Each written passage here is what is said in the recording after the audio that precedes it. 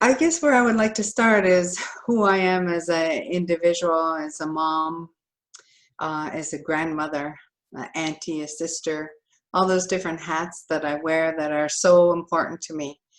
And I always said that in the line of work that I do, that if I don't have it right here in my home, within me and within my family, then it's not so important to me. So my main focus in the work that I do and the healing that I do has always started with me first, before that I can share that with other people. And that being said, my journey has been quite the journey, because in order to be seen or called a healer, one must do their own healing. And I, for one, do not like to be known as the healer. I'm an individual that tends to carry wisdom and knowledge from a greater source, one that has the ability to sit in silence and listen to those words of wisdom that I have come through me. And so classifying myself as a healer, in some way it tends to almost claim that as me, when in fact I feel like a lot of it comes from ancient wisdom, and it comes from tradition, and it comes from a higher source than this physical being that I am. I'm a Seneca woman, born into a Haudenosaunee family heritage. I come from the Allegheny Mountains in upstate New York. My great-grandmother resided there in Allegheny, New York. And it's a place that I have always felt has been home, although I have never resided there. As a child, my mother would pack up the car and we would go there for ceremony, or we'd go there to visit family that still resided there. So to me, that became a tradition with my own children and with my own family, and we would make those trips there. And now my children, they say, oh, I just miss the mountains, and I just miss being over there in Allegheny. And so we would pack up the car, or now they take their own children there and they go back there. So there's I guess like a lineage connection there to the Allegheny Mountains. And I come from a family of healers, seers, readers, medicine people. My grandfather, on my mother's side, he was, I would say, world renowned for his work that he done in helping people. And he traveled to many, many different nations. He's been in books, he's been in movies. He has a whole array of wisdom and knowledge as far as medicine goes, as far as working with knowing how to pick medicines, what medicines were used. He was like a pharmaceutical company, my grandfather was. And a lot of people, the Haudenosaunee people, knew that and would come from miles and miles to come and see him. My grandmother, on my father's side, she was a reader and she was a seer. And she would sit with people and she would read their cards, and she would burn tobacco and pray for them and ask for the answers to come through her. And I remember one time my grandmother said to me, I don't need these cards. These are just for those people so that they can see that I'm doing something. But I really don't need these cards. And I believed that because there were many times that I would call her and she would know exactly what I was asking just through the telephone. And she would give me the response, and then she would help me with what I needed. And my grandmother was very keen that way. And people would come again to her home from all over the place to come and see her for readings and for help. And so I come from a very strong lineage of traditional healers and traditional people, wisdom carriers, and I feel very, very, very blessed in that way. Early on in my healing, as I started to awaken my third eye, in my adulthood, that is, two very significant people came to me in a very, very strong way. And I always thought that it would be my grandmother and my grandfather that would come first, but it wasn't. And the first one that came to me is Sitting Bull. And I didn't even know who Sitting Bull was. But when he came in such a strong way, with a very strong message about being in a place without fear, without doubt, and holding this energy in a way that I'll be able to help the people. That was his message, because I grew up in a home where I was consumed with fear. And even though we had this spiritual connection, there was also a family dysfunction. But when Sitting Bull came to me and he talked to me about letting go of the fear and just embracing who I was turning or becoming, I guess, it left. The fear left me. And the connection that I felt with him was so strong that it helped to anchor the knowingness of who I was becoming. The second one that came to me was the white buffalo calf woman. And I had heard about the white buffalo and how sacred that he was, and how he was born, the first white buffalo calf. And I had heard about that, but I never researched it. I never knew much about the tribe. I never knew much of anything. But I began to have visions and dreams of the white buffalo calf woman. And the first experience that I ever had with her is I was in a group setting and I was helping this individual to do a very intense piece of healing work.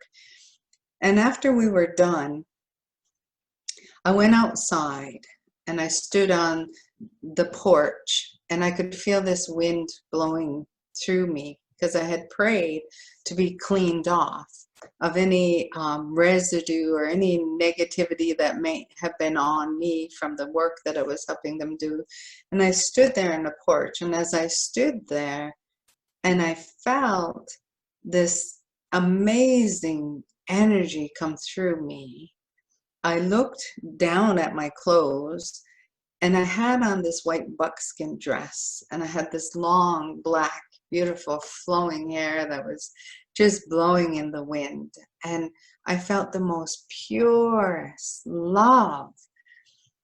And I knew in that moment that it was a white buffalo calf woman. And she said to me, her message, the way that she works with me, is she is a power of nurturance, of sincerity, of gentleness. She helps people with the inability to connect in a loving way to their inner child. Her focus has been around helping children, those children who've been wounded. And she shows me historically what she has experienced in that place where she connected with families and mostly with children. And so she has the most beautiful, gentle, loving energy. And so with both of those two beings that first came to me as my guides, I feel very blessed to have them, because I definitely have needed them in the life and the work that I do. My healing for myself began a good 32 years ago, maybe 35 years ago, when I first found my own recovery in letting go of drugs and alcohol. Because of my childhood dysfunction, I became a drug addict and I became an alcoholic. But in my healing of finding a place where I wanted to be clean and sober and in recovery, things began to open up for me. And one of my mentors, his name is Frank Austin, Many Horses, who's crossed over now. He's a traditional shaman who grew up in the bush and who has taught me a lot about energy. He said to me one time when we were working together, he said, "When did you know that your life was going to be different?" And I didn't even have to think about it. I said, "I think I knew when I found myself laying in the back seat of a car and I was all curled up and I was alone and too afraid to get out of the car with my husband and my daughter." And I said, in that moment, I knew my life was going to be different, because that's the first time in my life that I prayed to Creator that I want to live. Please show me how to live. I want to know how to live in a place where I am free from addiction, where my mind is at peace. I want to live. Because up until that point, my whole youth and my whole childhood was around, I want to die. I don't want to be here. I knew how to pray, but my prayers were done from a place of desperation. They were not done from a loving place. And in that moment that I prayed, show me how to live, I truly wanted to know how to love myself, how to be with myself, how to be at peace, to find happiness, to be able to embrace all that I am, the good, the bad, and the ugly, everything that I had experienced. I was willing to face it. And when I told my teacher that, he could identify with that. And he knew what I was talking about, how my life would change. And from that moment on, everything has opened up for me. And this journey that I have been on now of healing has been, like I said, about 35 years. And I've seen many things. I've heard many things. I've experienced many things. But I would say that the most intense healing that I've had to do has been in the bush, where I've been alone, where I've sat for 4 days without food, without water, with my fire and with my medicine. And in that place, the whole world shuts down and it's just me. As a physical being, it's just me. But there's so much more in that place where I have the ability to connect to creation. I listen to my guides, to my ancestors. I feel the most powerful love from my mother, the earth, and it's been the most healing place for me and the most loving, and the place where I have found the highest transformation for myself. What I've learned in the bush during those fasting times